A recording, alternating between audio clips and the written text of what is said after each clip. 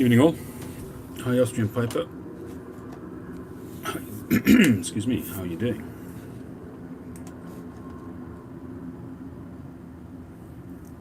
Evening John, evening Geek. Still debating what to smoke this evening.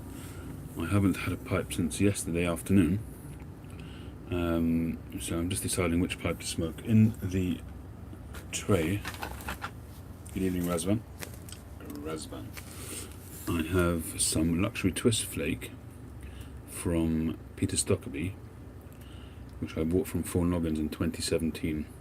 I bought 2 ounces, and I dip into it every so often from time to time. I just fancied giving it a try to start things off this evening. And I haven't decided after that if I'm going to do the first impressions of this HU Tobacco Dockworker or smoke a cigar. We shall see. This one was gifted to me by Mike in Austria. We did a trade, and he sent this as a gift along with the trade, which was very nice of him to do so, but I haven't cracked it yet. So I had a quick look on tobacco reviews, and it sounds like a good prospect. It sounds like a Oriental Ford Virginia blend. So we shall see, maybe I'll do that. Hey Dwarven. Yeah, I mean, Geek, when I first tried it, I think I initially detected some kind of flavouring, possibly vanilla, but I haven't really looked at it for a long time. I haven't looked online for a long time either, so I can't remember if it does or doesn't have flavouring on there. But I seem to detect some kind of flavouring and aroma as well in the bag. Seem to have some kind of flavouring in there. But we'll find out soon enough. I think I'll smoke it in this. Well, maybe not. I want to smoke it in a pipe that I can rely on. But if it has flavouring, I don't really want to. See, I could smoke it in my Northern Briars, which is a very neutral tasting pipe, and I do tend to try new Virginia-based blends in there. But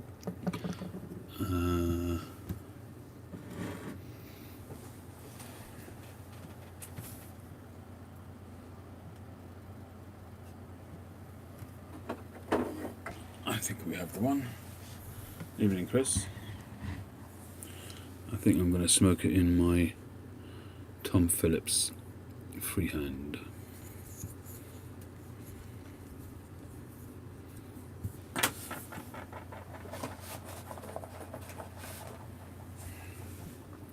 And once we get this going, we'll get that Northern Briars box on the table. Jimmy!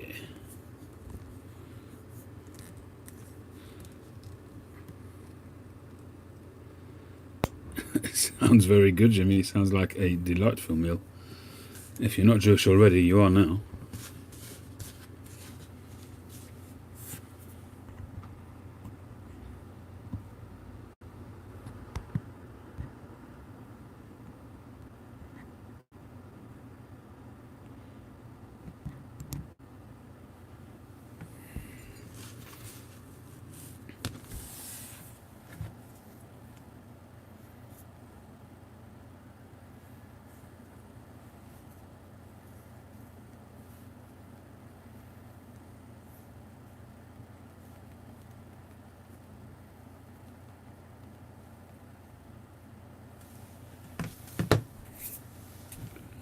Up the bracket.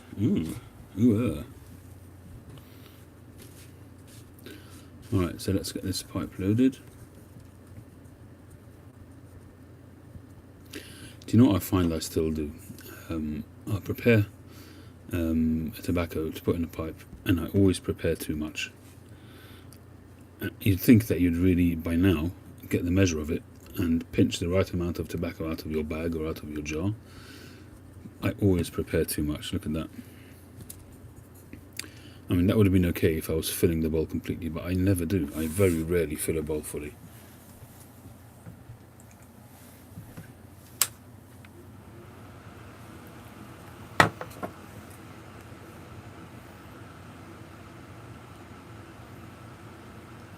Hey, Suffolk. Tonight we have some Earl Grey with tea bag remaining. Very adventurous.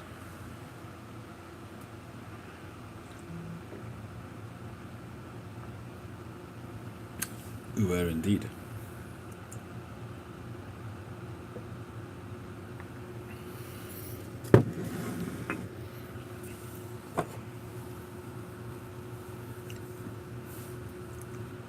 Alright, let's get this with it.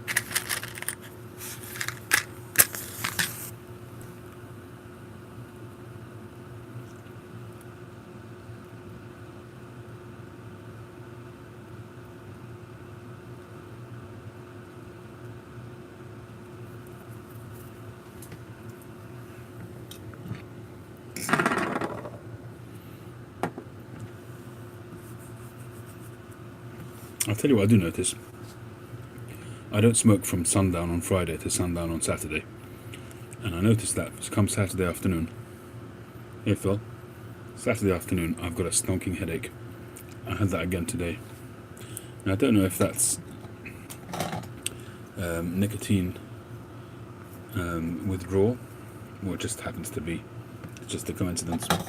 But do any of you guys get that? If you haven't smoked for a while, you get headaches?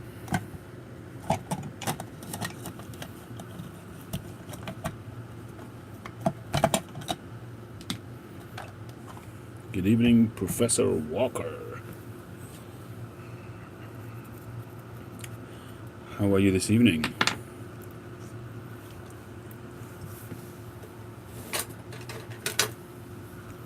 Only without coffee, right?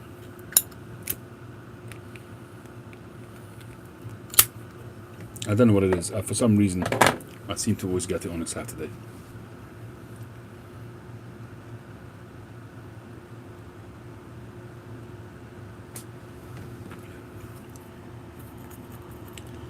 Well, this luxury twist flake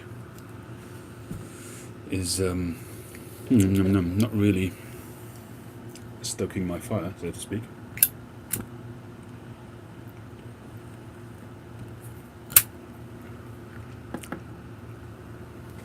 Chris Garcia, doing fine, thank you.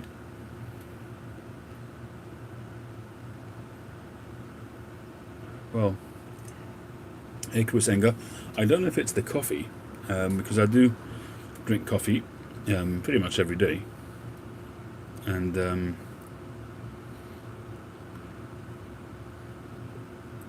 trying to think how many coffees I had today. To be honest, I think it was just the one. I usually drink a lot more coffee during the week, but on Saturdays, given that it's a religious day, there's just busy, and it isn't always the time. So I've had 2 coffees today, but I had the headache before the second one, and I think it eased off once I drank the second one. Hey Tim.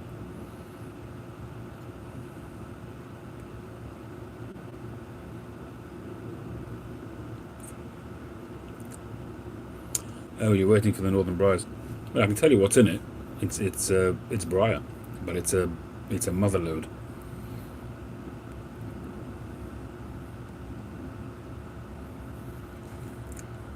Well, so far this bowl, I have to agree, is fairly indistinct, this tobacco.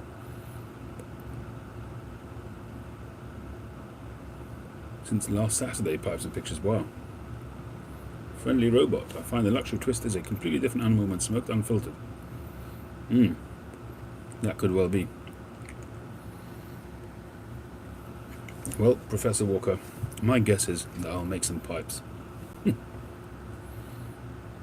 You're going to Ian, right? Cool. I think I've asked you before, how far are you from him? John?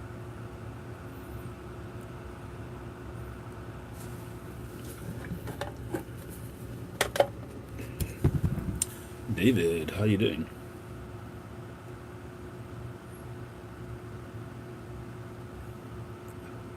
Well, John, if you are going to see... Wow, that's a bit of a trip, isn't it? A bit of a hike. But you know, if I was... I have spoken to him about spending some time on his barge and getting some training, which he has agreed to. So I'm actually excited to do that. When I'll do it, I do not know. Tree, how you doing?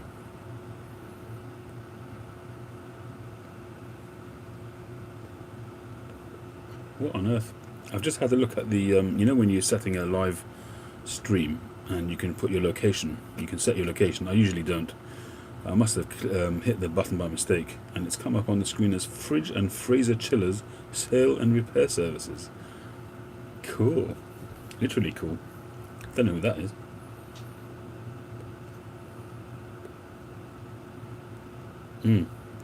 So it would seem, Jimmy. Hey, Tony. Is that Tani? Or is it Tony? Or Tony? Arkansas Mike.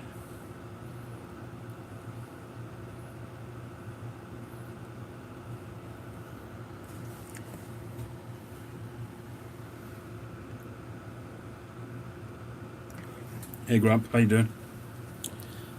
I should have had your handle on Friday or Thursday, whenever it was. I was rather grumpy in my video.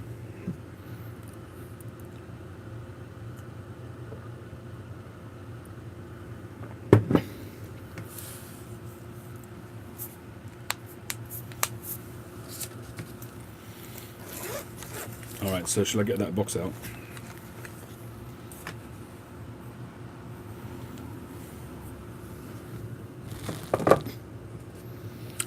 $20? Where did that fall from? Fell from the sky. In God we trust. That must have fallen from a shelf above. Right, let's make some room here.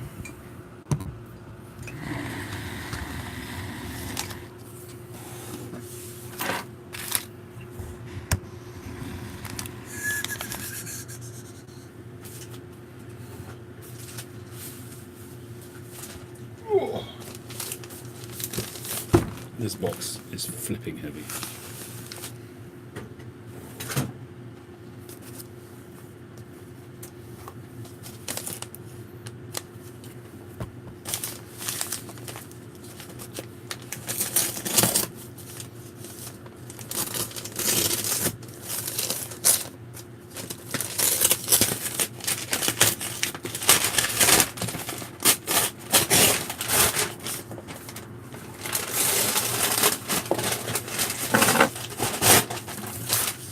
Tell you the honest truth, when it comes to my desk, it's a bit of a nightmare. I have to tidy it up literally every day, every couple of days, because it is a bit small.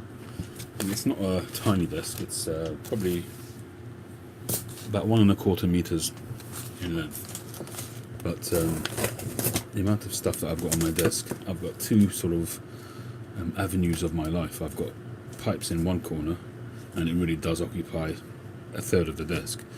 And I've got photography and my work and correspondence and just other stuff on the rest of my desk, and the computer itself, the tower, because I like to have access to it. I keep on moving it around under the desk, over the desk, you know, in the bed lady's chamber kind of thing. But I always prefer it on my desk where it's to hand, because with computers these days, there's always something you got to fiddle around with. And you know when it's under your desk and you got to scramble under the desk on your hands and knees, bang your head on the table, pull out wires all over the place, and you end up swearing. So it's a lot simpler if it's on my desk. Absolutely, John.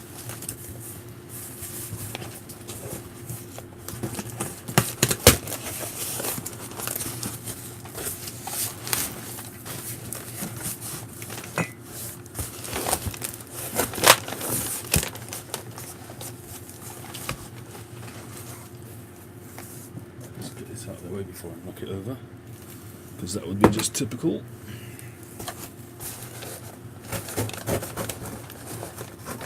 I'm going to cut this down so you can see a bit more.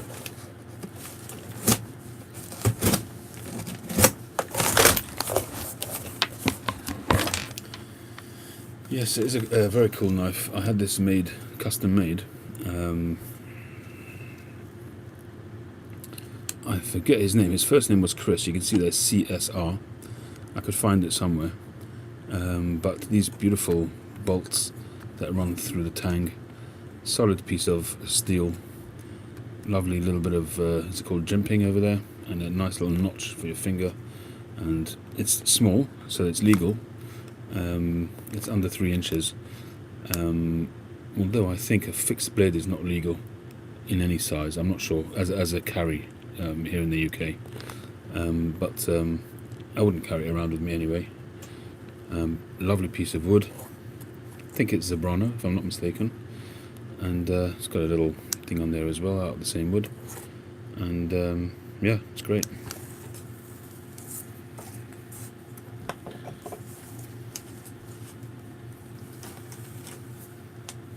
Yeah, Wolf 95. I haven't seen you in ages.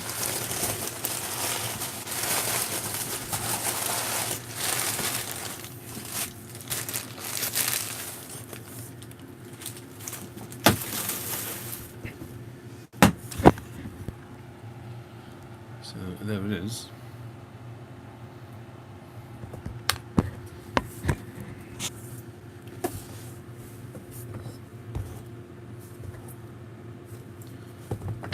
The briar that I've had from him so far has been exceptional.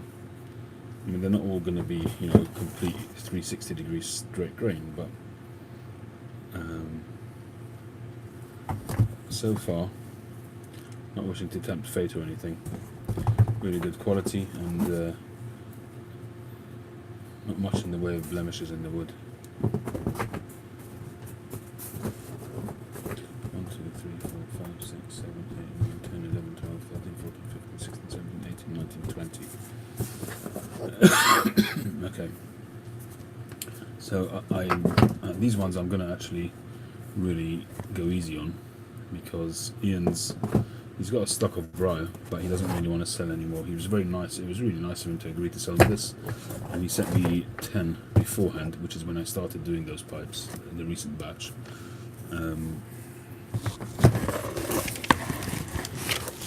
I asked him if he would sell me 30, and I think he balked at that a little bit. So I said 20, and if he wouldn't mind every so often to top me up with a few, maybe half a dozen, but I don't think he wants to, and I'm not going to push it. I certainly don't want him to do something he's not comfortable doing. So these ones, I'll sand them just to get an idea of the grain patterns, and then sort of set them aside, I think, for when I'm sort of better at making pipes, so I can maximise the pipes, you know, the quality of the briar.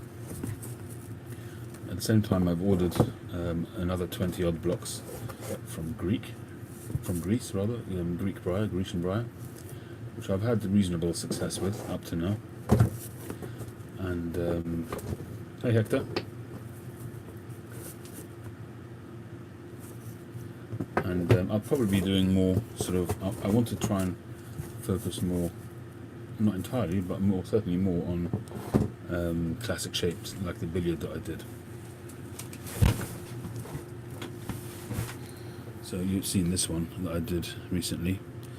So it's this kind of thing that I want to focus on, is making billiards, Canadians, apples, the classic shapes. And for that, I don't need to use these. I can use regular briar, which I can either, if it turns out good quality, I can leave them smooth. If not, they'll be possibly a mixture of smooth and rusticated. I do want to develop my rustication technique. The golf ball rustication, which I've been doing till now, I do like it, but not everybody likes it. It's not to everyone's taste, and you're not going to do stuff to everyone's taste anyway. That's neither here nor there. But you obviously want to expand your horizons. And I have to be honest, I'm really quite tempted to look into sandblasting.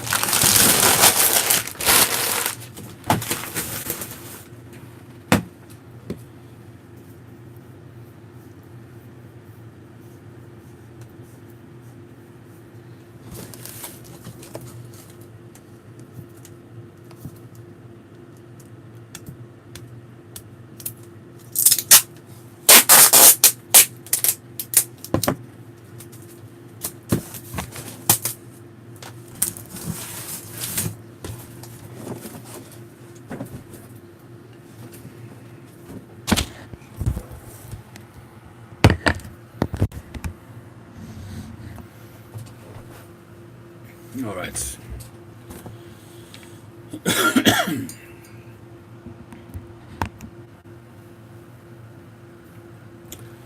Well, there's not much I can do with the briar unless I take it into the workshop, which I'm not doing tonight. So I guess there's no need for it to sit on a desk.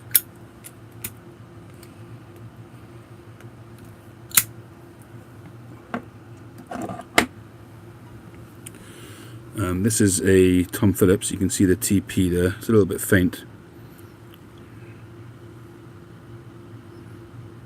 I must be honest.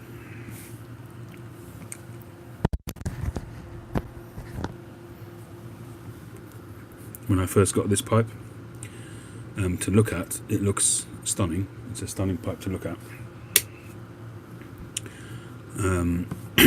But it didn't smoke very well. Alles klar, ja.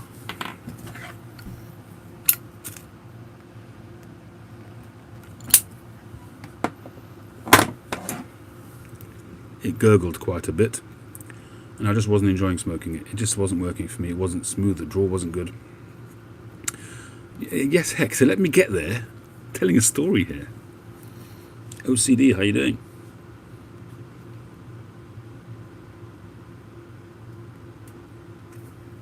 You know what's weird is so many so many pipes that I'm smoking, I get Lakeland, and I have not smoked Lakeland in this pipe. I do not know what's going on.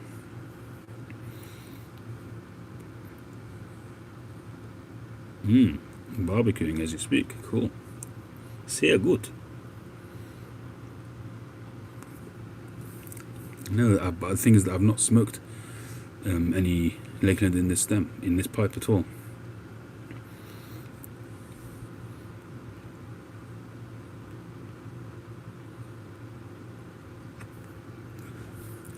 I am getting a little bit of flavour now from this luxury twist flake.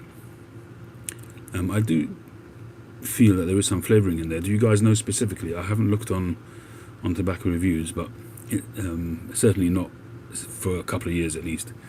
But it certainly tastes like it's got something, some sweetener or some vanilla flavour or something like that.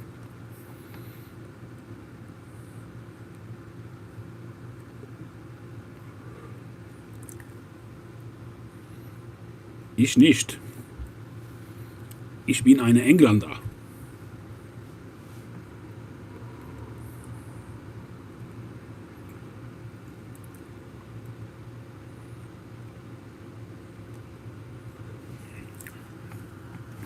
Yeah, I don't know what it is.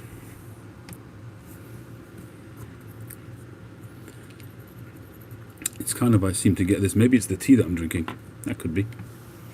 I'm drinking some Earl Grey tea, which is quite floral actually. It is quite, what's the word? Quite aromatic really.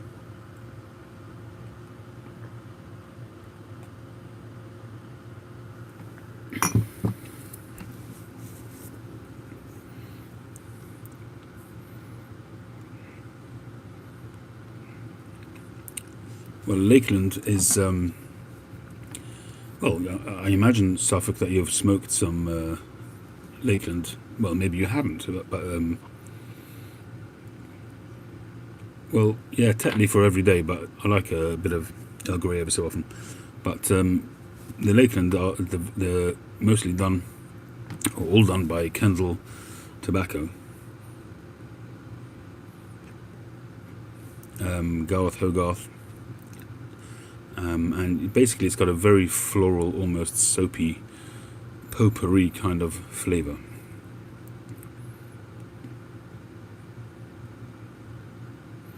And you either love it or hate it, and I hate it. 99.9% of the time. I'm going to leave that one decimal place, just because on the very odd occasion I will try one. Ennerdale being the only one so far that I've tolerated for about 10 seconds. And ruined pipes in the process. So this pipe here, I'm working it out of the pipe, but I must have smoked something once 2-3 years ago, because I've only just converted this to 9mm, so I haven't smoked it in ages. And as soon as I sparked it up, straight away, you know, the stuff just zoomed up the stem and straight away told me this has had a bowl of granny pans in it. But I'm working it out. It'll be out of there soon enough. I will exorcise it. Lakeland is terrible for ghosting. You could smoke a Lakeland for 10 seconds in your pipe and it will sit there for millennia. Hector, I imagine you've tried this. Dockworker HU tobacco, have you tried this one before? I'm thinking about smoking that next. It's either that or cigar, but I haven't smoked it before.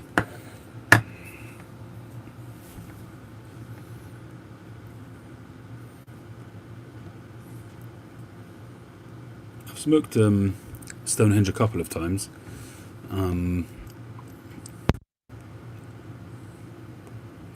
I don't think I enjoyed it the first time round. I think I still have a sealed tin in my cellar, and I think I may even have an open tin if I haven't already given it away. I'm not sure. Well, Stonehenge was reintroduced a year or two ago, and it was kind of coming in small batches. People jumped on it as soon as it was reissued because of all the hype, but I'm not sure that everybody liked it when they got it.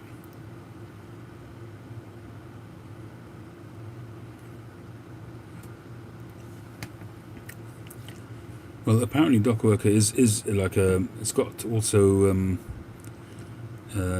Orientals in there as well. So apparently it's an Oriental forward. So it's supposed to be quite a complex smoke and quite a full smoke as well.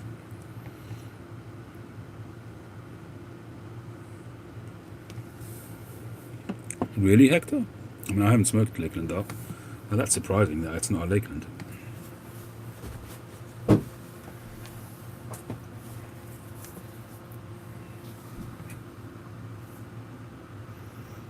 Oh, okay, fine. Yeah, that's interesting, Hector. Pritesh, welcome. My thoughts on Erenmore Flake. Yes, I've been smoking that a lot recently, both Erenmore Flake and Erenmore Mixture, probably more the mixture than the flake, but recently I've been enjoying the flake as well, a little bit more. Perfect for this time of year, and I happen to like the topping on it.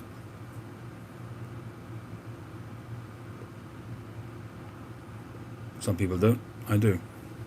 The first tin I had of it was a tin that I got from the late Danny Shaw, and I reckon it was about a 10-year-old tin. I smoked that, and I smoked through that tin very quickly, which is unusual for me because I flit around and smoke lots of different tobaccos, but that particular one, I smoked through that tin really quickly. I enjoyed it thoroughly. So I went out and bought more, and I carried on smoking the mixture, which has, a very similar flavour to that previous tin, which I think was a Murray's tin. Not sure. I think I still have the tin. Here it is. No, so this one was already made in Europe, not by Murray's. I do have an open Murray's tin somewhere, which I actually didn't enjoy that much. But this tin I absolutely thoroughly enjoyed. There was a tin as well. I tried the flake. I've got various different vintages of the flake, and initially didn't enjoy it so much. I even managed to get a very old tin, which I haven't tried yet. I managed to get a tin from the 70s, which is vacuum sealed, and this is made by Murray and Sons, which you can see there.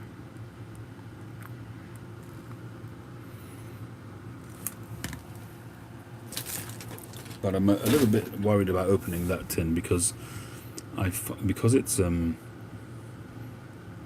essentially it's an aromatic. I've got to say, this luxury twist flake has improved no end as I'm getting down the bowl. It's really got some nice richness in there. I don't know if it's a legacy from a previous smoke, but it's tasting good, this bowl.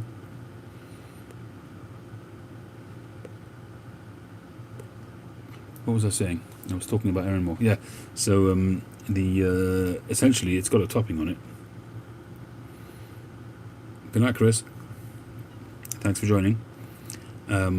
So therefore, being an aromatic, the flavouring will break down over time. So that one from the 70s, I'm a bit nervous to open it because I may well be very disappointed.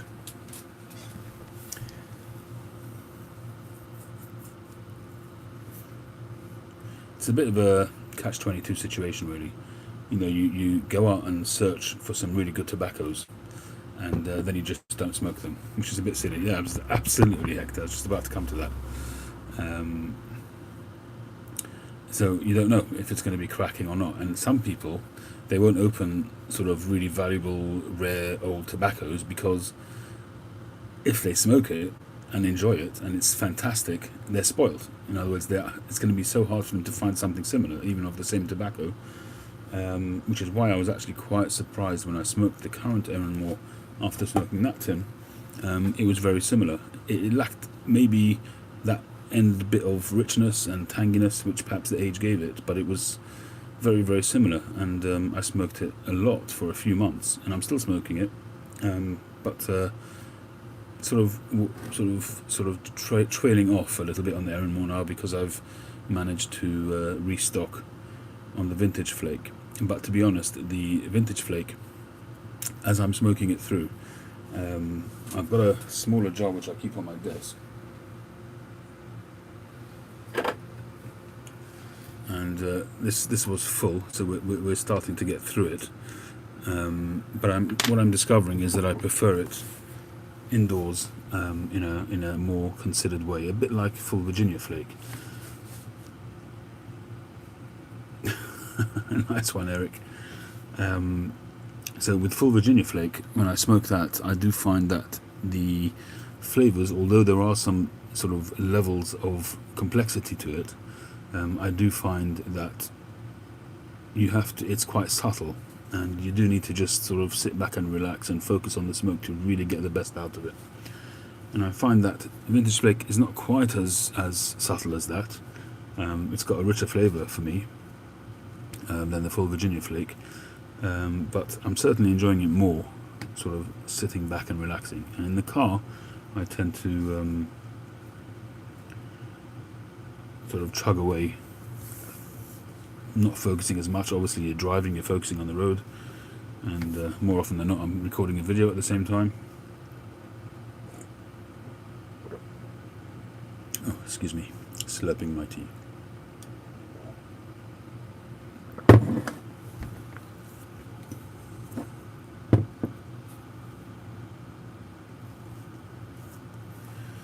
Hey Chad. Yeah, I'm certainly getting that way, Chad. But I think it's also because for instance, one of the tobaccos which I'm really quite tempted to open is a 2003 bag of Haddo's Delight, and that one, again, if that one disappoints, that's 8 ounces. Okay, so I can share it out and give it out to people.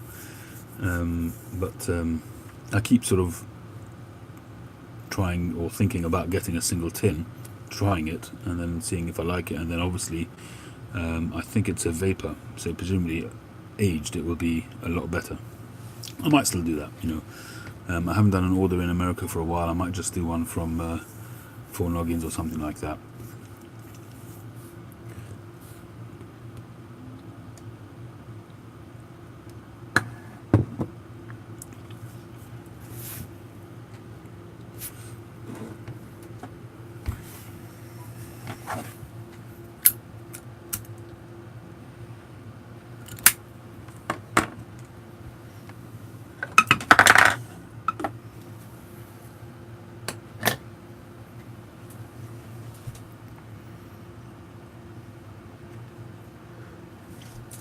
Well, I've got nearly all my packages sent out.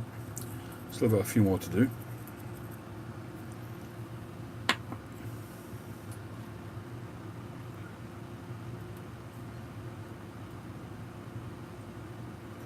Yeah, that's true as well. Habanos, beyond 30 years, it's questionable how good they're going to be.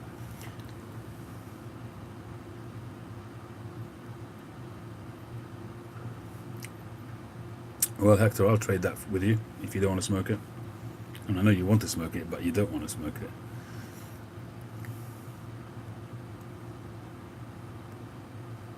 Just send it along here, Hector. I'll make good use of it.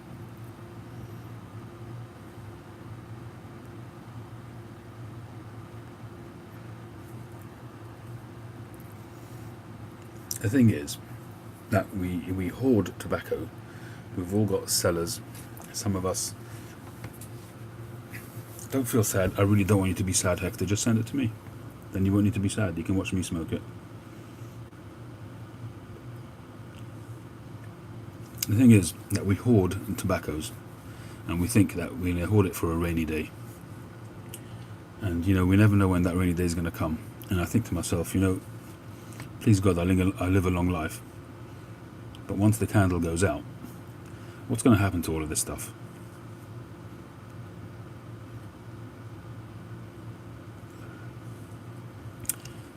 Everybody else is not going to appreciate the value, and I don't mean financial value, I mean the value.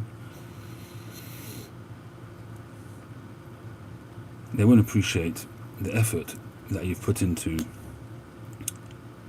accumulating some of those rare tobaccos. And you think to yourself, well, then just smoke it, enjoy it.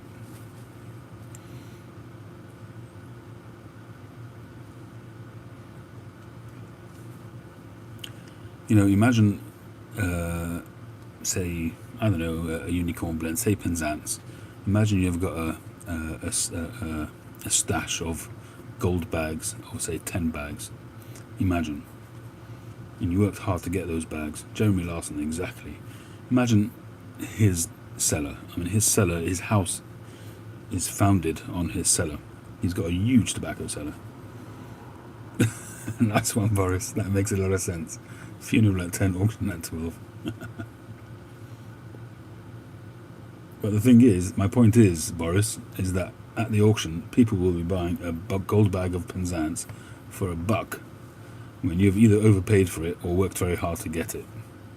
That's my point. So all of this hoarding that we do, I'm really, really getting to the point where I'm just, smoking stuff.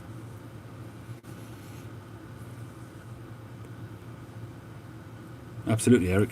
Couldn't agree with you more.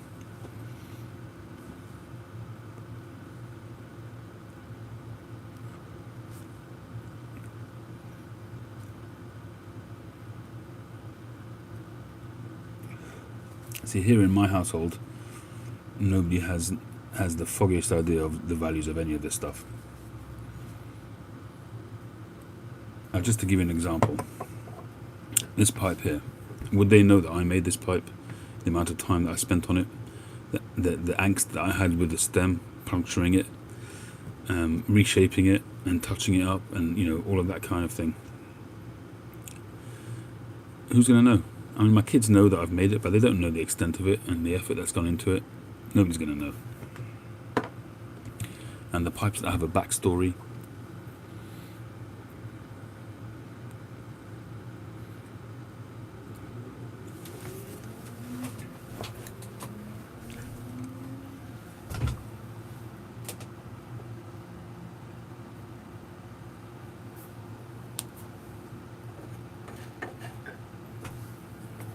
And take this saddle bit billiard, fairly plain Jane looking pipe. There's a story behind this. All my Astley pipes, they were all gotten from the Israti sale, and that Israti sale is a story. It's the history of one of the English pipe carving companies which went to the wall. And I think that's interesting. It has some history there.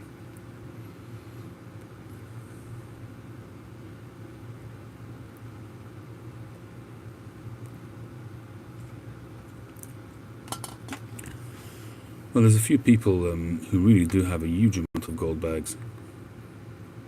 I don't have any Penzance bags at all. A couple of tins, that's about it.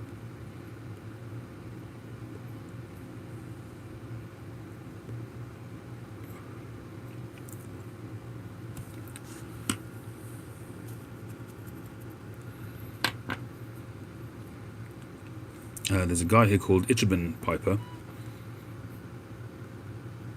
He's got a sort of a good connection with Copper Joe's, and he gets, whenever there's an esoterica drop, he always stocks up on Stonehaven and Penzance. He must have probably 20 bags or something like that.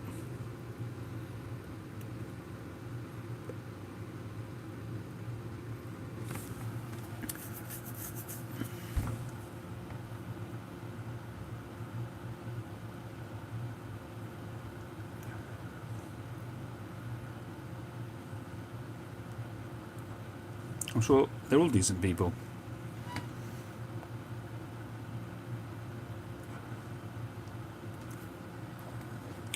Yeah, he does. He does have a lot of tobacco. I have a fair amount too, I must be honest, and I do sometimes feel that the likelihood of me really smoking through it, I don't know.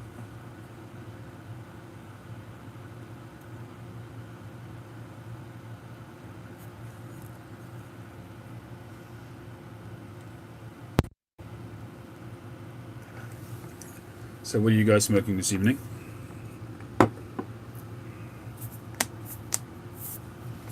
I still need to do a video on this coffee that OCD sent me. Still haven't done that. Maybe I'll do that in a minute. Maybe I'll make myself a coffee with this stuff.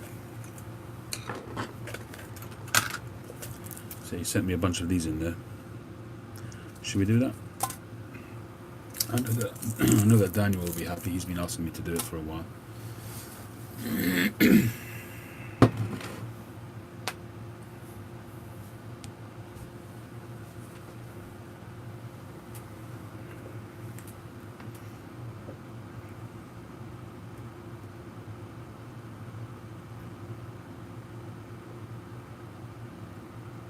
DSK, which one is that?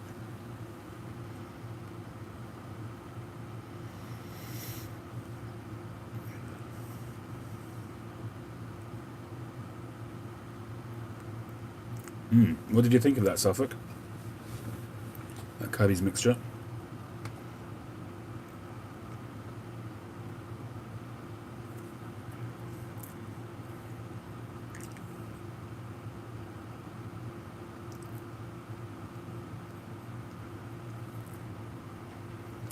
I enjoy Cubby's mixture in small doses.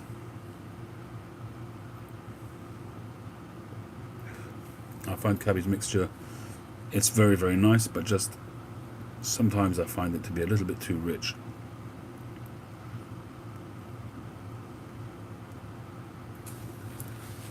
I find that Asquith mixture, that's a very good vapor. Navy rolls, all the Navy rolls are pretty good. They're all very similar. Some a little bit more punchy than others.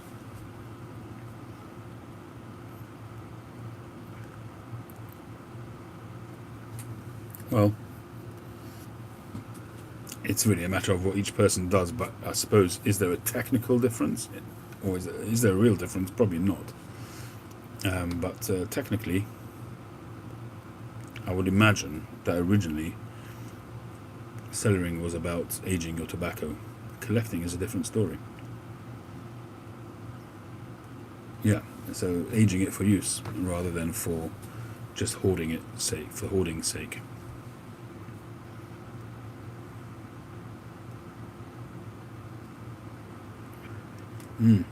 That sounds very good, Hector. I've never tried any of the Smokers Haven's tobaccos. They're quite rare as well, aren't they? Is that the one with the sort of Japanese style font on the label?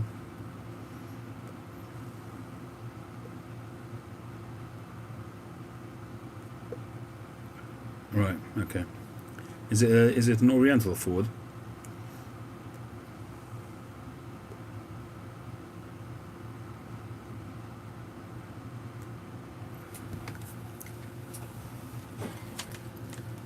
I'm just going to go on tobacco reviews and see what it says about this Dockworker. It's in English, right? Okay.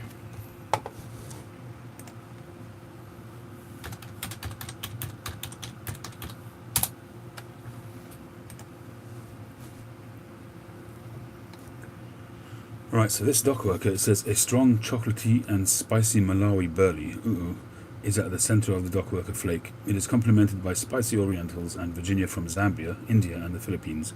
The result is a sweet, spicy blend with a beautiful burley Oriental touch. This unusual blend impresses with a very complex and well-balanced flavor, a medium-strong flake for friends of fragrant tobaccos. No added flavor. And the contents are listed as burley, Oriental, Turkish, Virginia.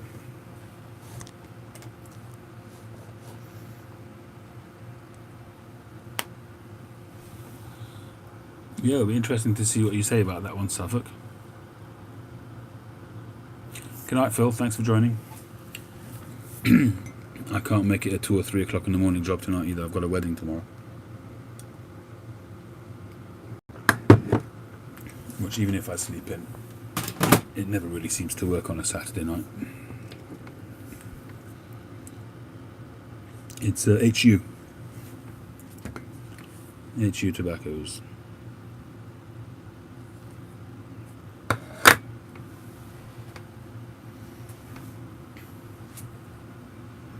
Who is? Yeah, exactly.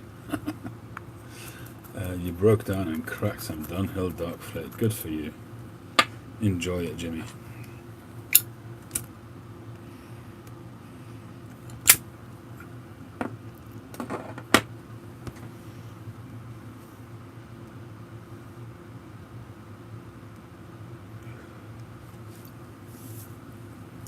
Well, going back on what you were saying, Phil, they have got a very, very, very good reputation, HU Tobaccos. So I'm actually quite...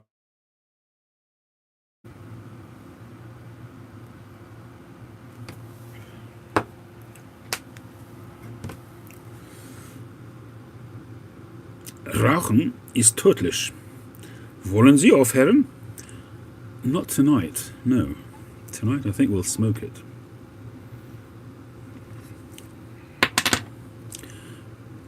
That means smoking kills. Do you want to give up? If you want some help, phone that number. It's free to call. Ooh, that's tempting. It's free.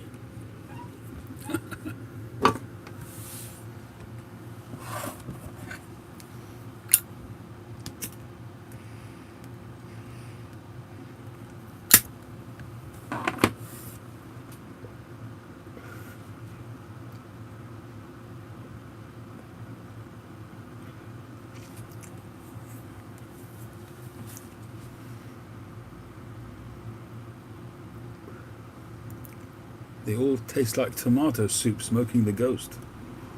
Well, I could understand it if you would say that about some of the McClellan blends.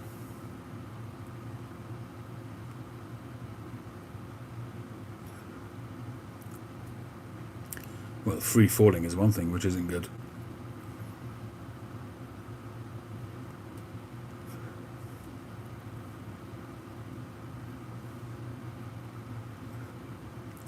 Exactly, David, exactly. Nothing free in this world. Except a bit of tobacco that somebody sends you.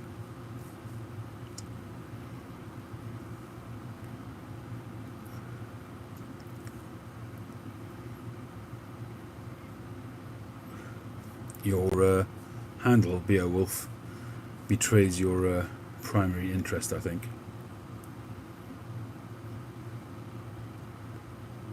Indeed, Hector, indeed.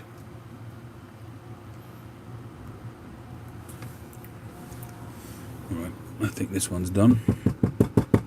Yep, and out it goes.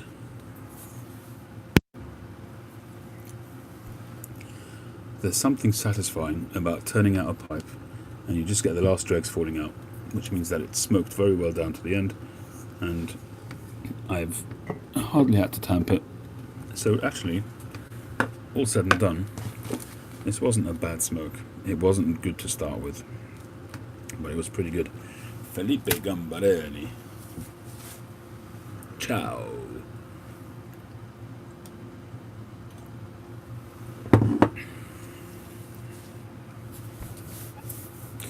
You naughty boy, OCD. Naughty, naughty boy. That's a big no-no.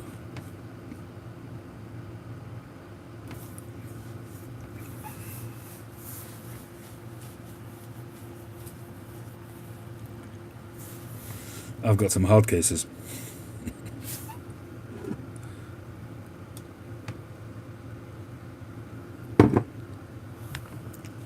Alright, well, I think I've got to make a coffee. But first we'll open this tin, see what it's all about. Oh, nice. Algonquin-Briar. I don't know how I'm pronouncing that, but there you go. Asquith is good. You've got 1 year old. Did you mix it yourself?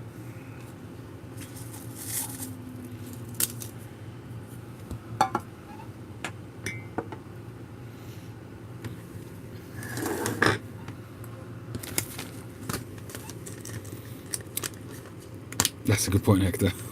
That's a very good point. I'm not sure if I've got any decaf actually downstairs. But to be honest, tea contains caffeine as well. Tell you what I can do, but it would spoil my palate. Is that we have some chicken soup left over from last night. Chicken soup and matzo balls, like Jimmy. So I could do that. And I've also got some beef short ribs, which I made on Thursday night. It was a big old thing like that, and I only had half of it, and I've bunged it in the oven. So maybe I'll have some of that. Sounds good, no? But I wouldn't do that to you guys and stick it on a plate and eat it in front of you. I'd have you salivating and shorting out your electric supplies.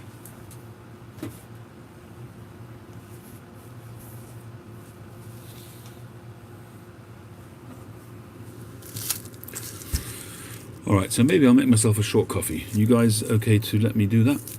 I'll be 3 or 4 minutes, and then we'll get this thing cracked open. So I hope you want dessert. Back soon.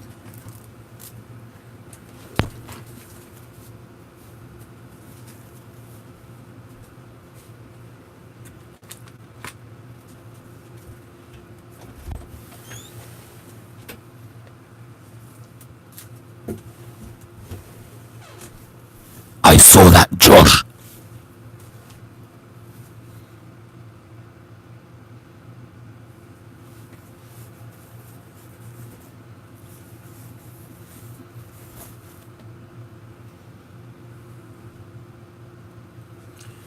Taking that with me.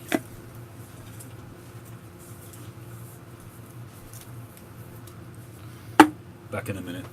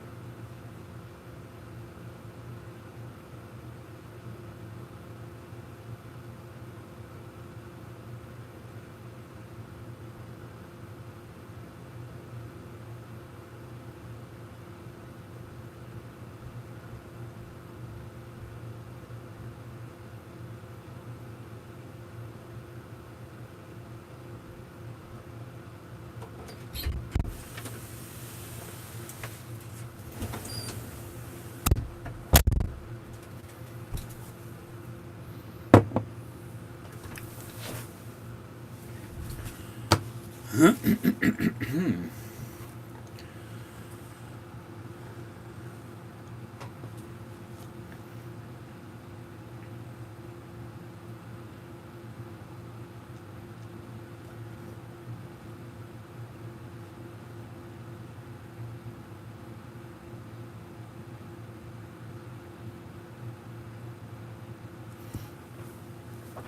ho, Silver.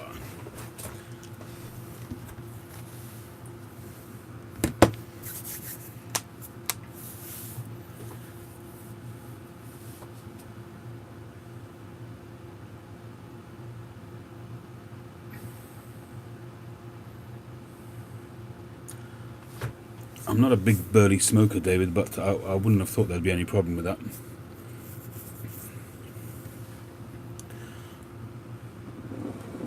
Trigger only falls on horses, innit?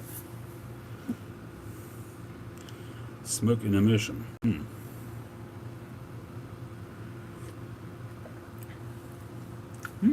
Actually, that coffee's pretty good. It's got quite a nice aroma for a freeze-dried coffee.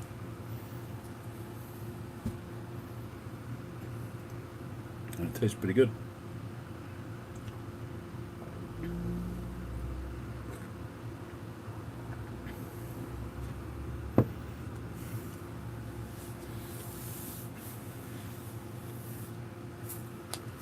Alright, should we get going with this tobacco? If you're a horse, just say nay! Alright, stop being an idiot.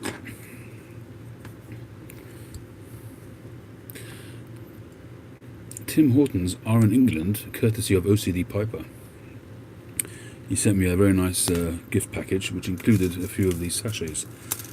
And I may well have to try and get some of them because they taste pretty good. I've got another 3 sachets.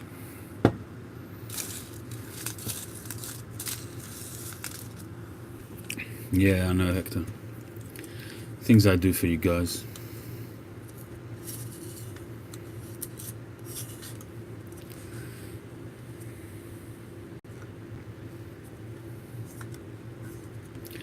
Right, I don't know how old this is. It doesn't look old, so... It's expensive tobacco though, it's 1,846.35. So it's expensive. Must be rare. There she is. Night, Suffolk.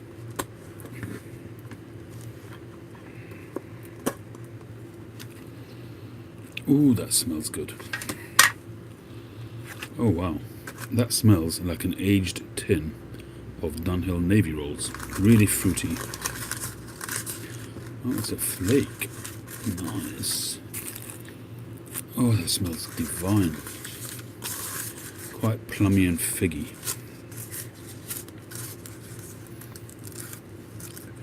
Who would have thought?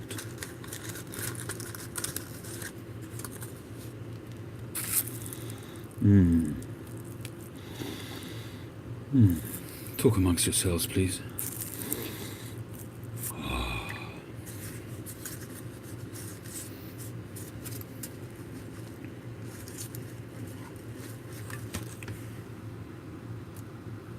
Square flakes, well, oblong.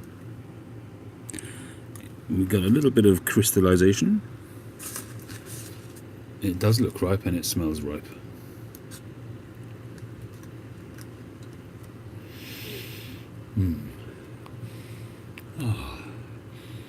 Who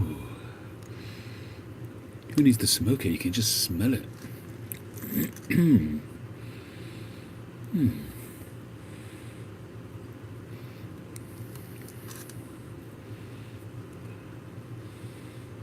Am I getting your juices flowing, people? Certainly got mine flowing. Smell-o-vision indeed.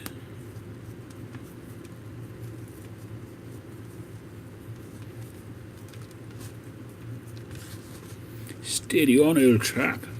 Indeed. It's quite moist. Alright, let's leave it there. But it is quite moist. Moist towelette.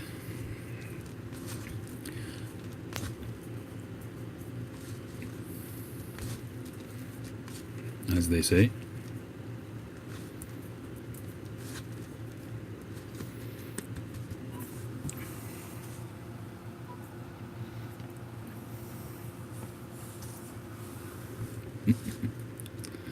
As long as it wasn't to the choir boy.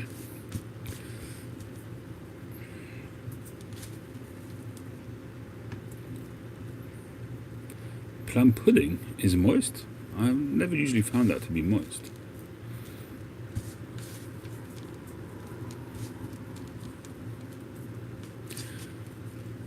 I can't remember, I was watching a program about the stuff the church had gotten into, and sending people to different dioceses to just avoid dealing with it.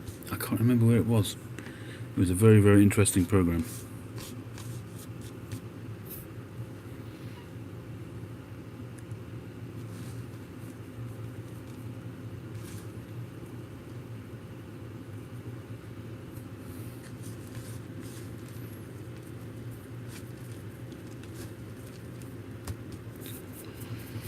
Right, Kel Peep.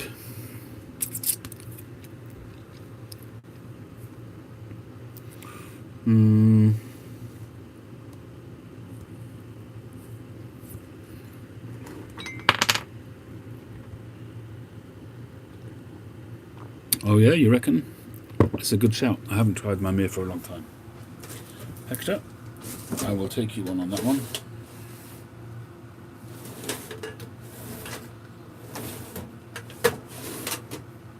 I will take your suggestion on board. And the only Meer I've got left is this one from the Pipe Club of London from 2018, Club Pipe, with a beautiful engraving, Pipe Club of London. And I have to say that I've always enjoyed smoking it, so God knows why I haven't smoked it often.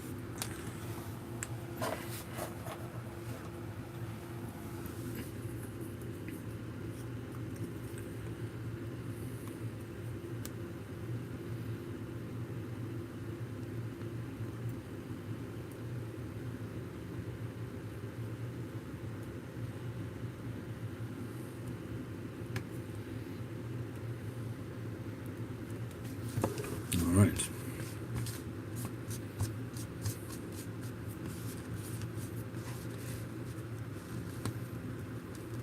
Still a little bit moist, but hopefully it'll be alright.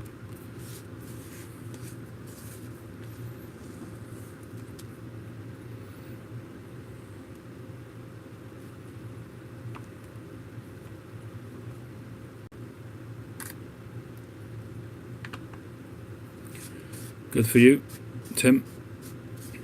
You do whatever floats your boat, really. If that works for you, you're enjoying your Meers, go for them.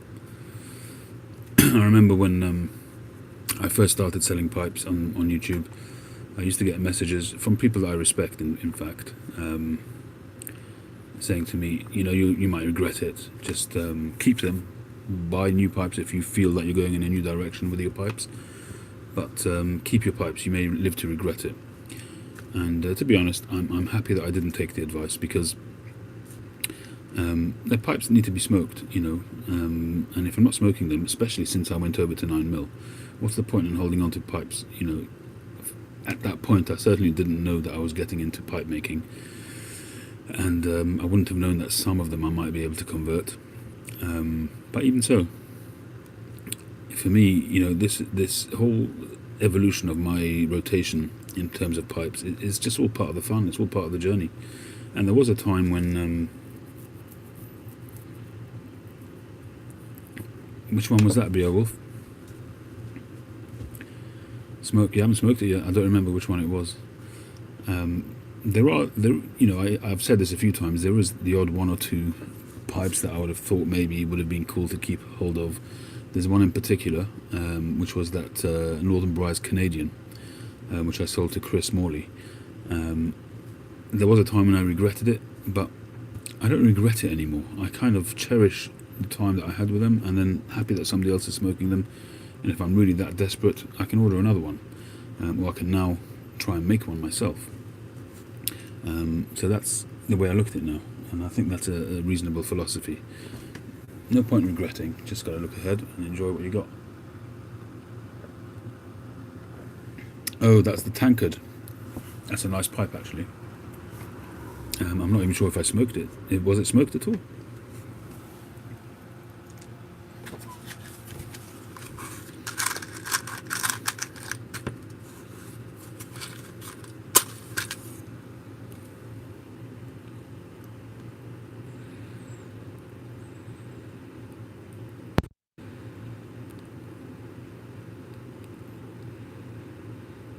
Hang on.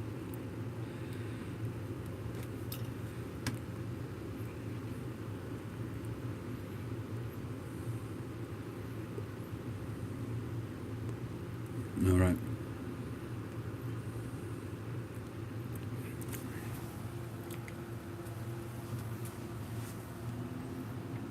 Any of them 9mm, Tim?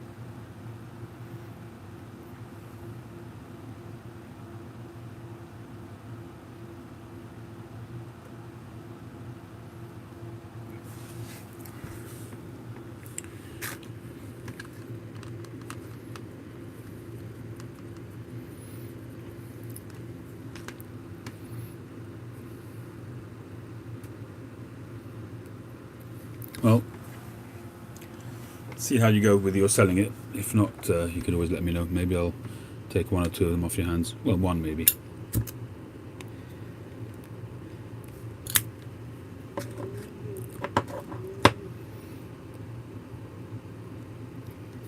But only if you don't sell them. I mean, I don't really need any more pipes, but if it helps you out to get some more meerschaums, why not?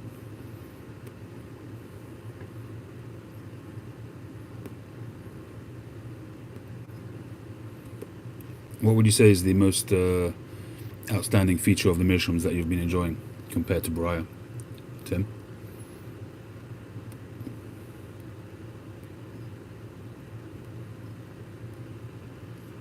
Oh, shush, Hector.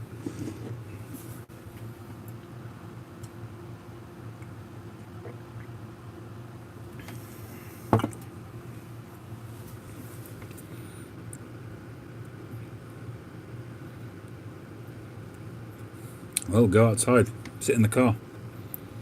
Your Wi-Fi should reach.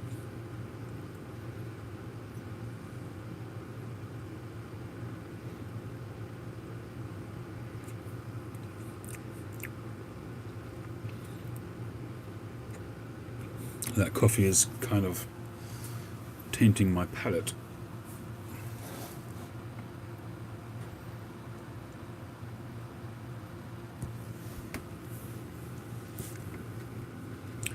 Yeah, I get the colouring process, but in terms of the actual flavours and that kind of thing, are you noticing a difference?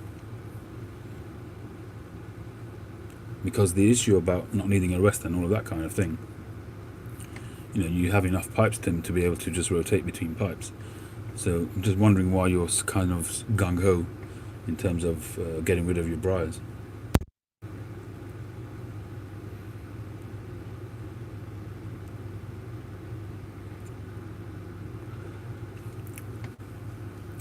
Another happy customer just got an email, sent out a pipe which I sold a while back. I'm always nervous when I send out a pipe.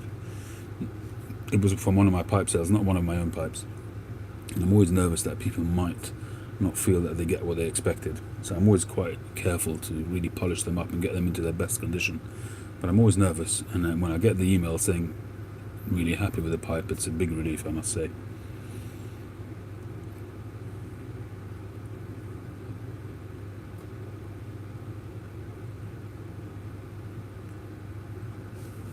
It's LBC, Jimmy.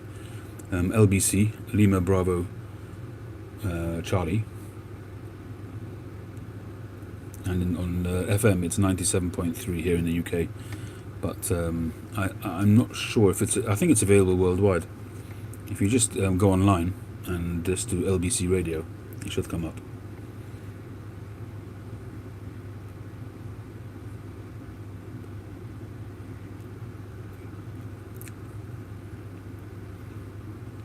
Absolutely, Tim. Right, I didn't realise you still had that many. Good on you. Good for you.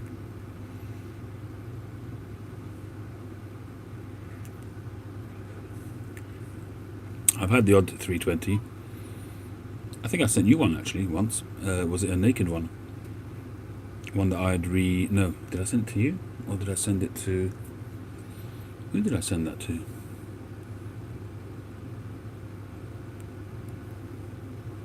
Or was it Amy Mack? Oh, it was you. Okay, so she sent it to me. I refurbished it and sent it to you.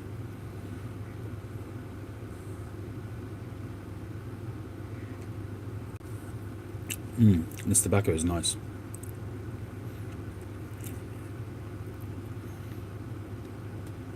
I'm not getting the full flavour profile because of the coffee, but it's got a nice richness to it. It's got a really good tang. I do find, Hector, that burley blends, the burley aspect of it that I don't always like is usually the second half of the bowl, when any of the other flavours, because a lot of burley blends, the burley is the base, the burley is the foundation of the blend, and they build the blend around it. Same as with a lot of Virginia blends where it's based around Virginia, but with burley blends, oftentimes, once sort of the condiments burn off and you get down to that sort of base tobacco, that's when that burley flavour comes through, and I don't like it so much. Ooh, nice, Chad, enjoy.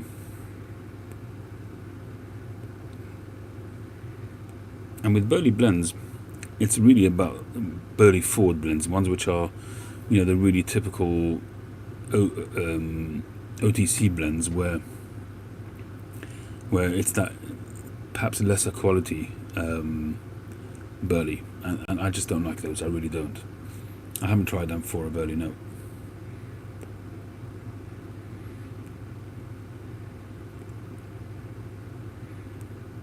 But for instance, the London burley from McBaron, which they don't produce anymore, and granted, it's very aged, the one that I have, I enjoyed that quite a bit.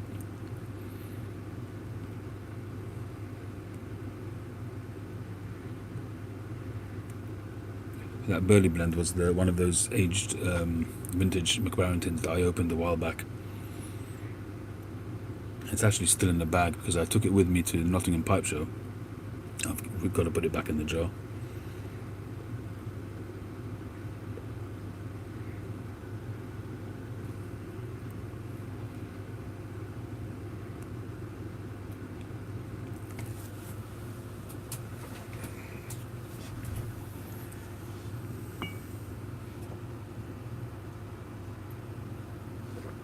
Yeah, the HH line is very, very good.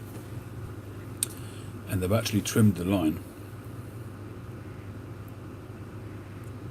because they used to have things like mature Virginia and that kind of thing, which Hector and I were talking about before, but they've now trimmed the HH line to be pure tobaccos, whereas beforehand they had a few blends which had some kind of casing and topping and flavouring on them, and because of European laws, they've basically trimmed off all of the flavoured lines which were on the HH line, and now they're all pure tobaccos.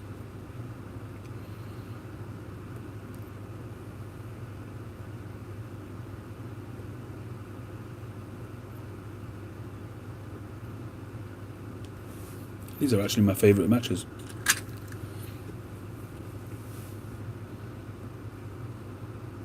I've got a whole box of a pack of Vestas, but I prefer these.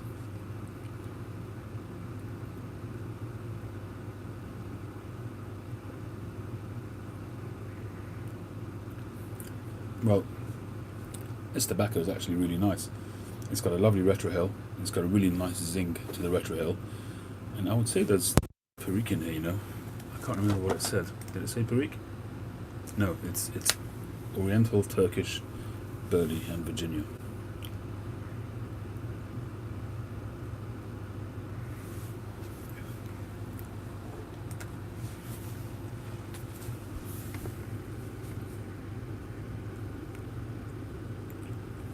And I don't know if it's because it's in the Meer, so I'll have to try it in a briar as well. But I think this is the first HU tobacco that I've tried, and I'll have to start looking at some of the other ones. Which ones would you recommend, Hector? It's colouring up quite nicely despite the fact that I don't smoke it an awful lot.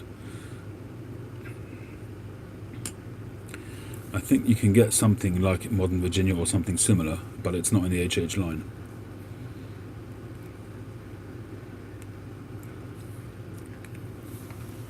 Let me make a note of that.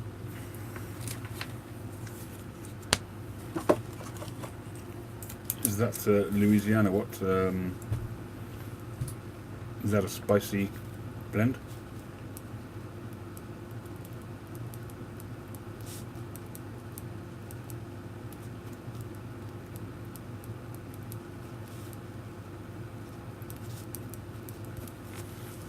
Vapor, cool.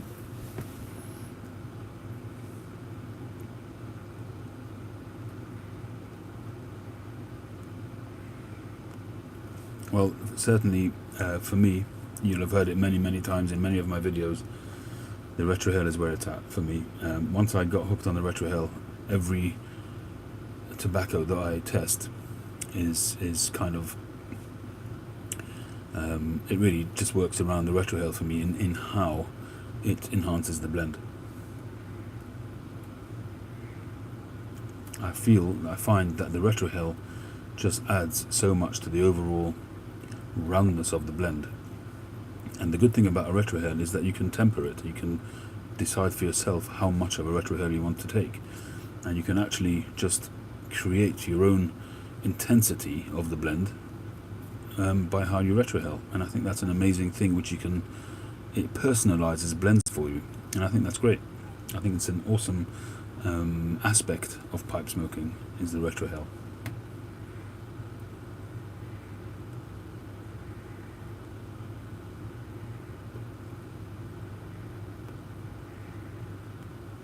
Yeah, Beowulf, I've been surprised at how many people on the YTPC smoke cigarettes as well. You know, you automatically assume when you watch people smoking a pipe that they're pipe smokers exclusively, but there's no reason to assume that. And I saw, who was it? It was Mike at Briar Blues, and he was smoking a cigarette. I was shocked, and I thought to myself, well, why are you shocked? I mean, people do whatever they do. You know, just because he doesn't smoke a cigarette on screen, why should you assume that he doesn't?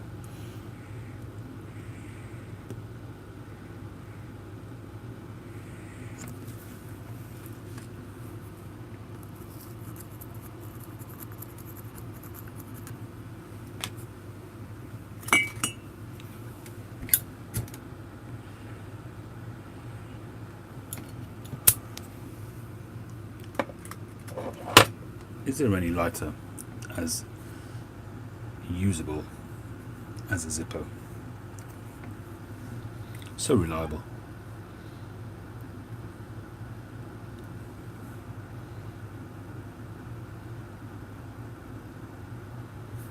Hey, I'm not criticizing Beowulf. You do whatever you do.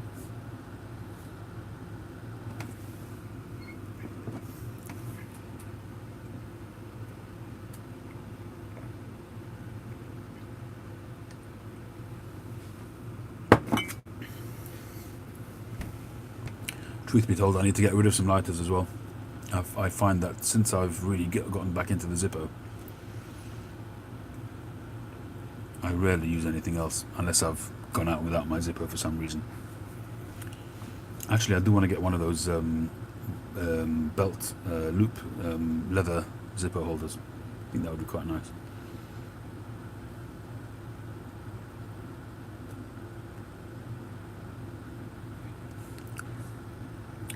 It's difficult for you to make a comparison, David, by somebody else's experience.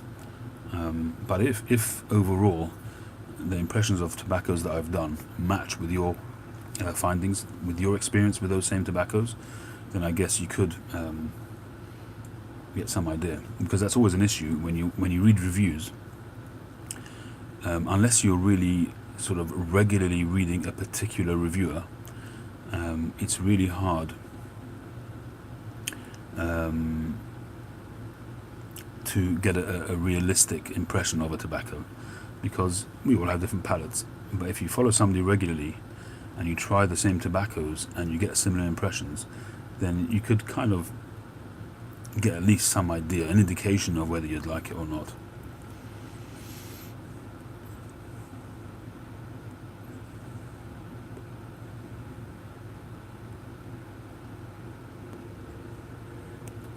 I would imagine some people do use some of the shag or very thin cut ribbon styles to roll their own cigarettes for pipe tobaccos. But I wonder if it's a lot stronger or not. Maybe adding a filter into your own roll-ups, that might be pretty good.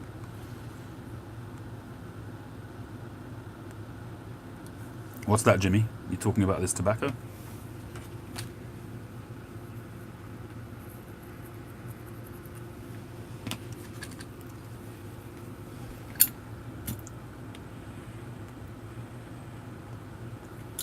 Well, an age ago when I did smoke cigarettes, we're talking about 30 years ago, 30 odd years ago, I smoked Marlboro Lights. In fact, I smoked Marlboro Reds originally, and then Marlboro Lights actually were released during the time that I smoked. I smoked for about 5 years. 4 to 5 years. And about a year or so into my smoking, Marlboro released Marlboro Lights, which I think is same as Marlboro Gold, if I'm not mistaken, because the boxes used to be gold.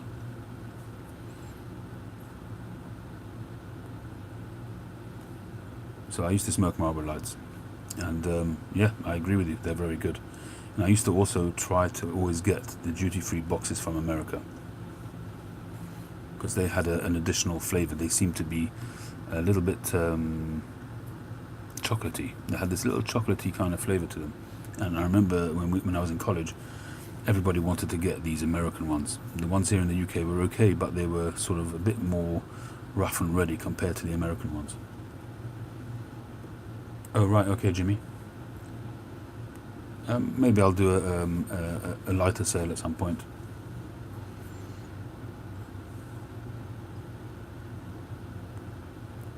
I actually used to really enjoy smoking, especially after a meal. I used to enjoy smoking a cigarette, but I don't think I ever really was properly addicted to it. I mean, when I stopped cold turkey, and it was never really an issue.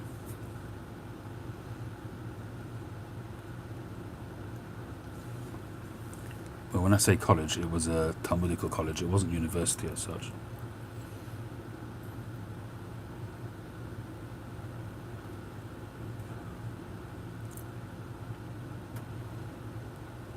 I've never smoked a joint either in my life. Never had any pot or anything like that. I've been offered it, but I've never smoked it.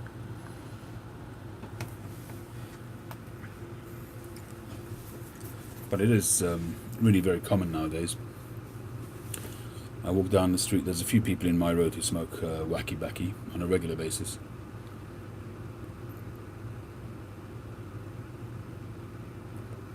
So Hector, what I was talking about before about the second half of the bowl, now I'm starting to get that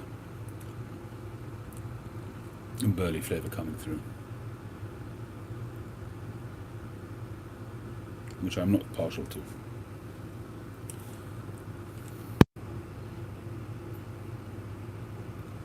But the retrohale is still pretty good.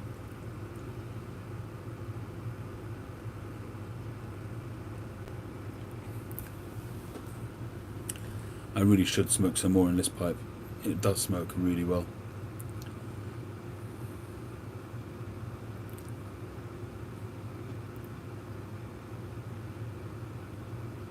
That's a good idea, Hector. Barley.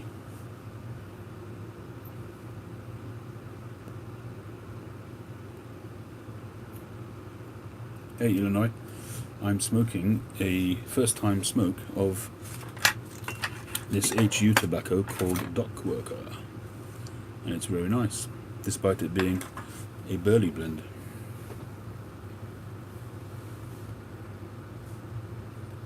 Where are you based, Tony? Tani?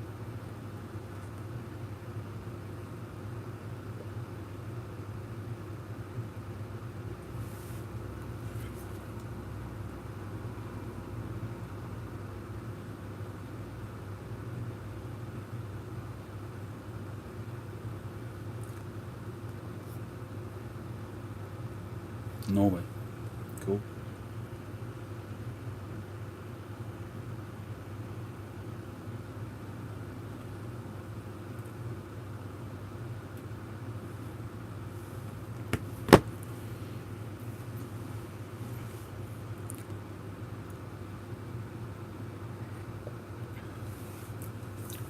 Well, Jimmy, they certainly seem to be taking a lighter approach to pot, aren't they?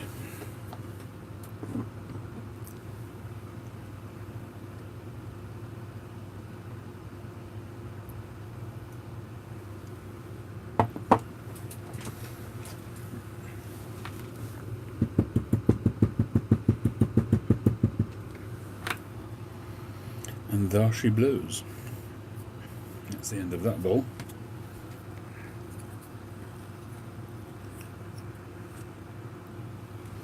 That's what the filter looks like after that half a bowl. Not too bad. Wildcat, how you doing?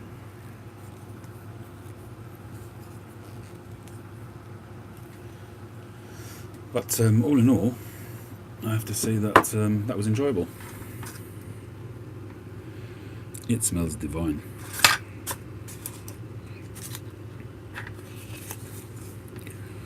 A selection of the world's finest tobaccos. Well, I would probably agree with that. It's a decent tobacco. And I shall have to think about getting some more of these HU tobaccos.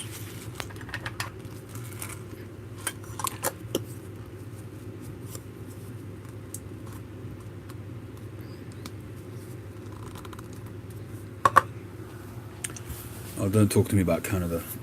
Canada is ridiculous. I mean, it's as bad as here, I guess. We're pretty bad here too.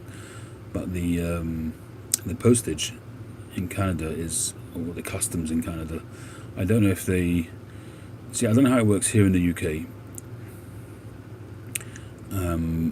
When you get a package in from America, say, which has got, outside the EU, for instance, say America, and you've got some tobacco in there, depending on how it's declared, hi Vicious, Sid Vicious indeed, depending on how it's declared, is, kind of dictates the chances of it getting nabbed by customs or not. But I don't think they go beyond that. I don't think that they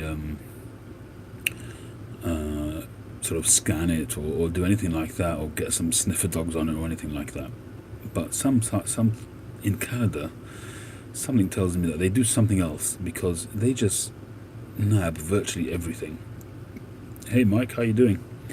And I was really relieved when Mike got the package that I sent him, Briar Blues, because it took a long time. And I was really nervous that it had been nabbed. It took about 3 weeks maybe to get to him. And I remember when Mike first started posting videos, one of the first videos he said, please don't send me anything, because stuff just doesn't get through.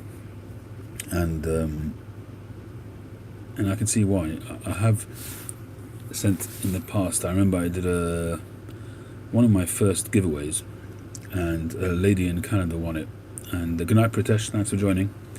And she never received it, and I don't know if that was a woman or not, or if it was somebody sort of troll playing some games, because after a while she kind of got a little bit aggressive, and I even got to the point of I offered to phone up a local tobacconist in Canada. I asked her to give me details of tobacconists, and I offered to pay to send her a credit in that shop, so she can go and not worry about customs, just go to her local shop. And that wasn't good enough either, and I just left it, because I just, when you're sending something free to somebody, a gift, you don't expect to get negativity or aggression, Anyway.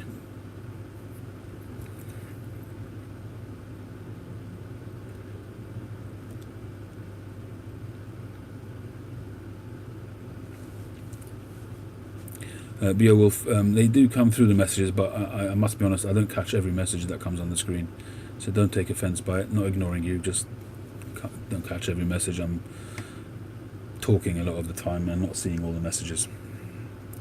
Hey Eric, how you doing?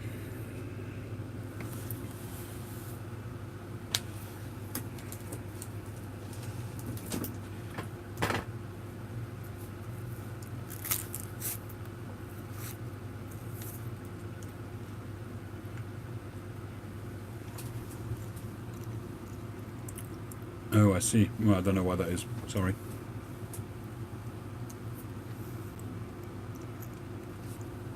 Night, Tim. I've not heard of anybody as yet saying that they've been fined for receiving. You certainly can get billed by customs for importing stuff. I don't know if that's what you mean when you say fined.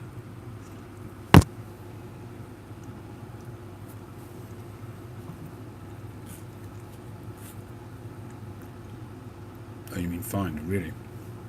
I've not heard of that.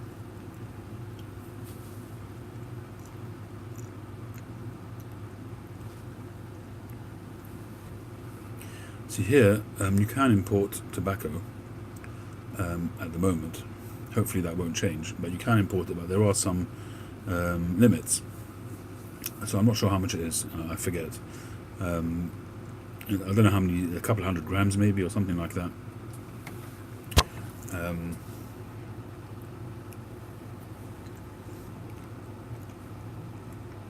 But if customs decides that you've got tobacco, they'll open it, check how much you've got in there, or they'll just weigh the box, and they'll charge you based on the weight.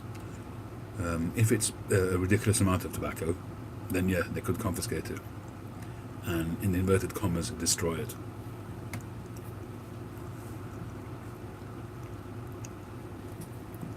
That's a good score, Eric.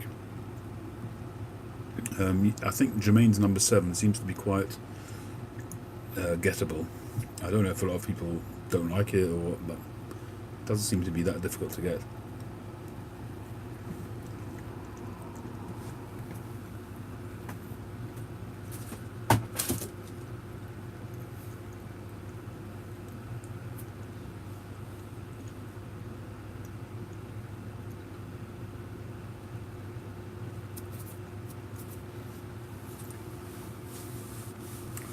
Yeah, Eric. I mean, in the EU, it's a lot easier.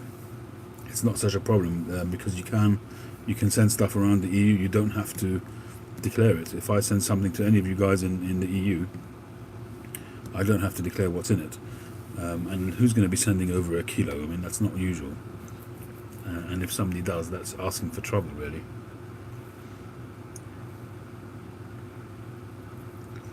Yeah, John, as I say, depending on the weight, as long as you're not sort of taking mickey with the amounts, it's usually okay. You pay the tax sometimes. Sometimes it's worth it, sometimes it's not. But generally speaking, it's okay. Hi, Andy. Generally speaking, they will send you a letter. It doesn't always happen, but generally speaking, they will. I'm waiting on a couple of tins of tobacco from Maui. He sent me maybe 5-6 weeks ago, and his tracking tells him that it left customs in the US middle of June, sorry, 10th of June or something like that, and I'm still waiting.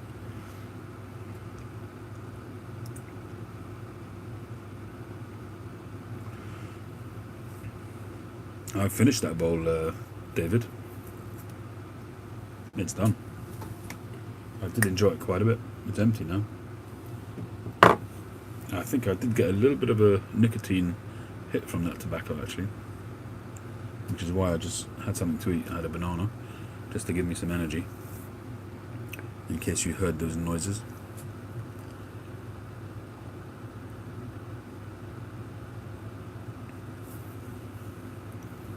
I can't remember if I watched it or not. Beowulf, maybe.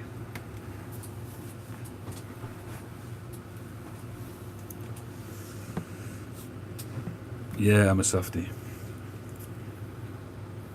Well, to be honest, over the few years that I've been smoking a pipe and cigars, I think my tolerance has certainly increased. But there are some times, I don't know if it's a combination of certain tobaccos or what, but sometimes I do get hit. Yeah, I know, Hector.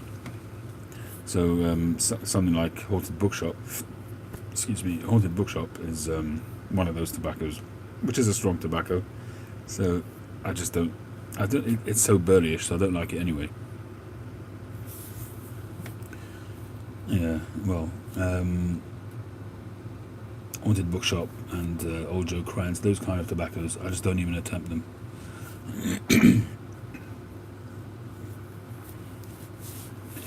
Yeah, Spain is pretty good price-wise. I have a connection in Spain for my cigars, but it's a retail shop, so it's not the cheapest in the world. And if I'm going to buy a box of cigars, it'll usually be from an internet site from Switzerland, something like that. Mostly I Havanas. Very good website, legit, very reliable. Sometimes the cigars are not the best in the world, and you can't complain. You get what you pay for.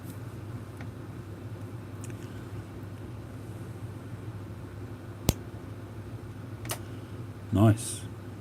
I think I've had white and black, and I think I've enjoyed it.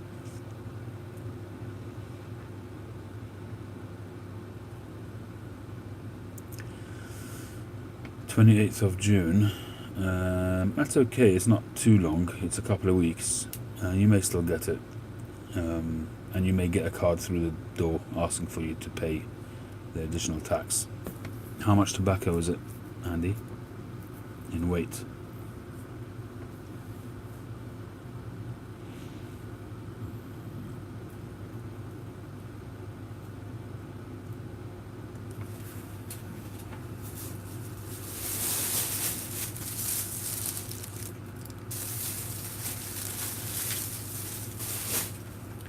.500 grams.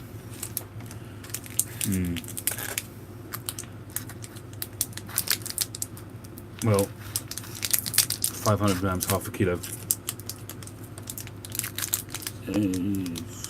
Difficult to say.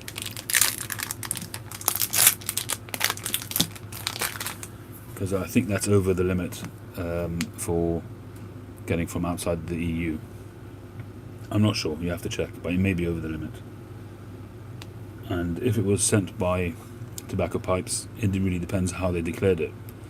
Unless you have an arrangement with them, by prior arrangement, they may well have declared it as tobacco. And if they declared it as tobacco, 500 grams, I think there's a risk that it might get nicked, and you just won't get it.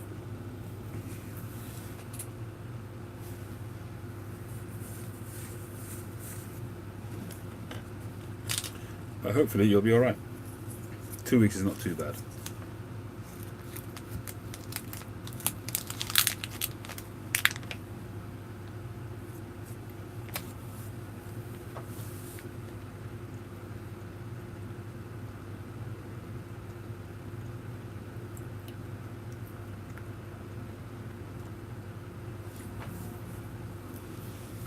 Well, I went to Spain, what was it, a couple of months ago. I had a great time there, but I really didn't buy any tobacco.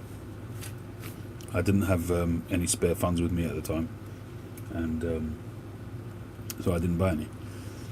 I popped into, I think I might have bought, did I buy a cigar? 30 quid for a tin. Where, in Norway?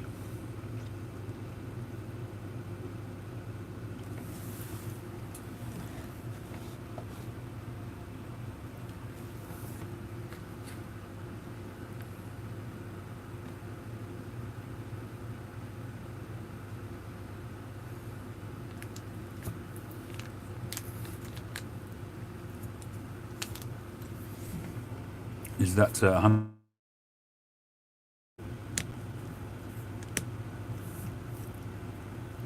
Tony.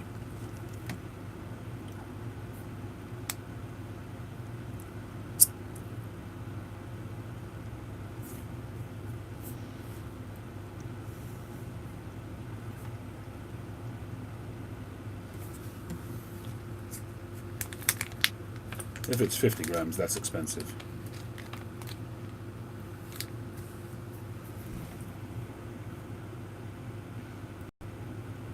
Why can't you order it from a European country, Andy?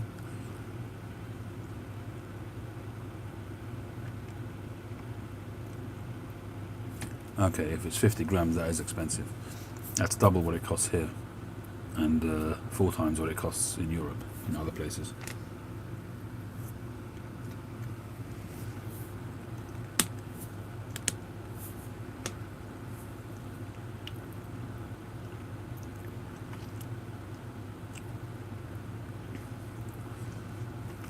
Andy, I'm just wondering why you can't order that in Europe. I haven't yet done any major tobacco orders in Europe. I do want to start trying to get some from Germany. I don't know if they're able to send out or not. I don't know how it works. Any of you guys buy from Germany online?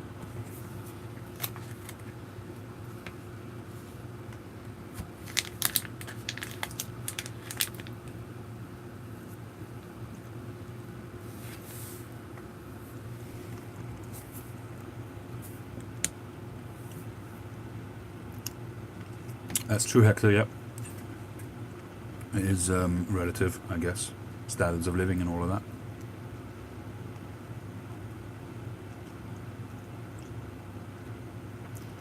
No, there's nobody that will ship to the US.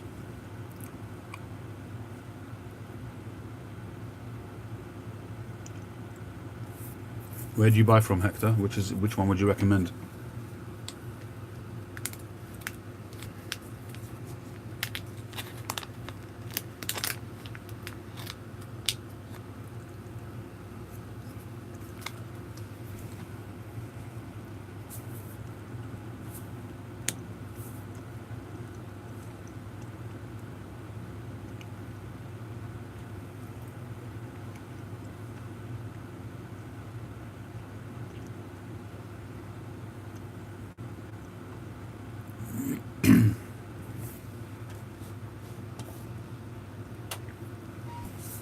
There was a site which is, I can't remember the name, it's initials, which people have recommended to me a few times. I think Tree even recommended that to me once a long time ago.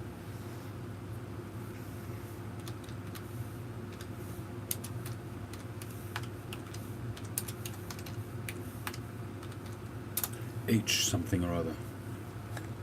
HAIC or Hasico, is that one?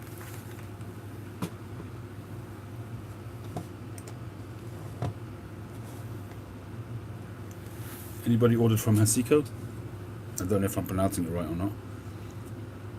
Dan Pipe, yeah. When I try and buy pipe making supplies, their website comes up, but I've not yet been able to find any on their site. Maybe they used to do pipe making supplies, or I'm not navigating the site properly.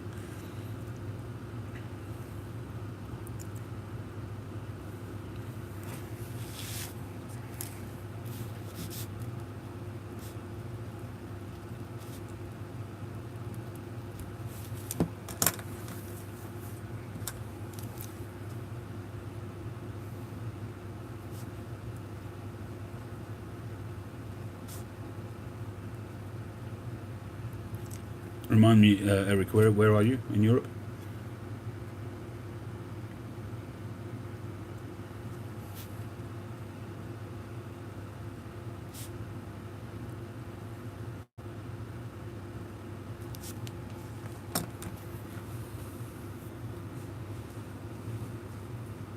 Hamburger Wehrmaster, is that a Dan Tobacco?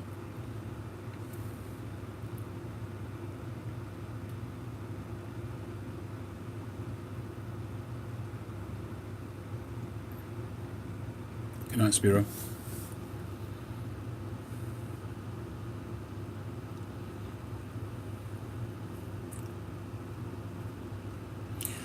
Yes, Chad, I agree with you. Definitely. There are some sites which are really quite difficult to navigate. There's one or two that I've gone to where I've only discovered afterwards that they don't actually sell online. They're just a front end of their business, but you still have to call in and make the order. Which I guess, they got to do what they got to do. A company, a tobacconist which is successful, serving its local community, and to change over to merchandising online, it's a big change.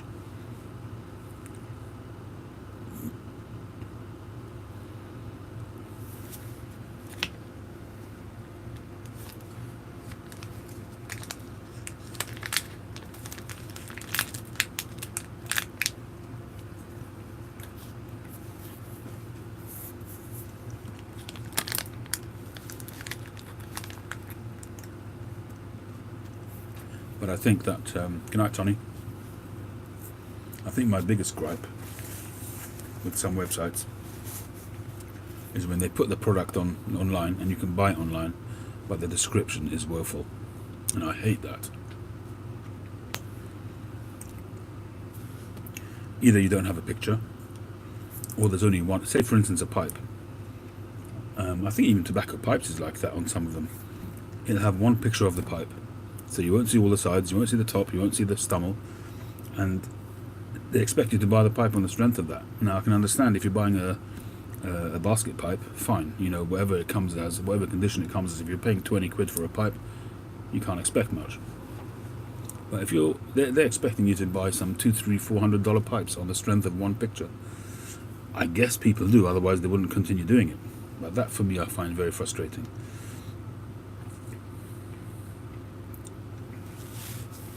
And the same with tobaccos. You know, people list tobaccos with no descriptions, sometimes no pictures. You know, and you just sometimes want to see what the flake looks like, for instance. But there you go. Some sites are awesome.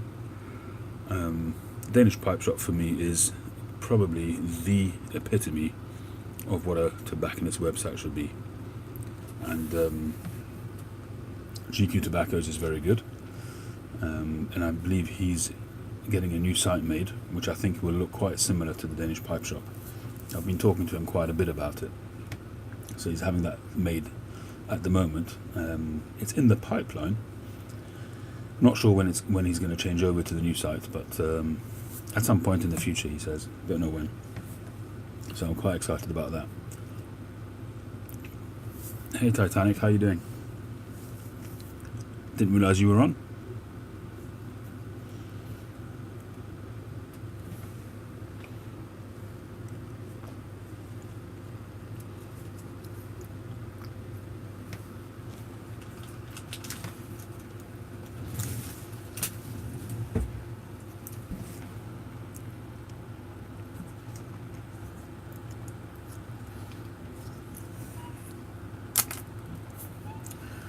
Right.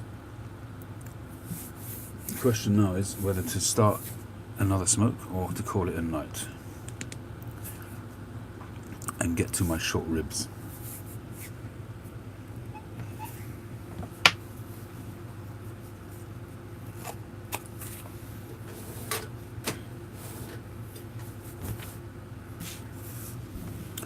Well, I think I'm going to call it a night. I can get out and catch up some of my videos as well, some people in my subscription feed. So I'm going to wish you all, sorry Andy, I think I'm going to call it a night. Been on for, what, an hour and a half or so, an hour and 40 minutes. It will be 2 AM if I do, you're right. And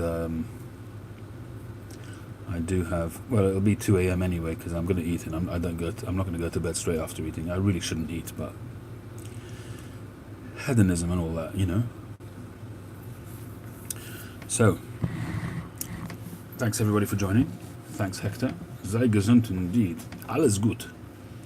David, Beowulf, Wildcat, Andy, John Walker, Josh, Chad, Titanic Swim, Pipes and Pictures, Algonquin Briar, Spiro, he's gone already, Eric, and everybody else. Thanks very much for joining, and I will catch you anon. I do really want to get back into making pipes. Haven't done it for a while. Got a couple of weddings this week, so the second half of the week I really want to get into another pipe. Haven't decided what shape I want to go for yet, but probably really and truly what I should do is continue doing billiard shapes and just try to perfect it and just try and get better and better. I'm kind of feeling a little bit intimidated about the stems. Really been struggling with getting them to look really good. So far this one is still the best one that I've made. It's pretty good, but mistakes on there. But it's not bad. But there you go. Anyway, good night everybody. Thanks for joining. Catch you on the next one.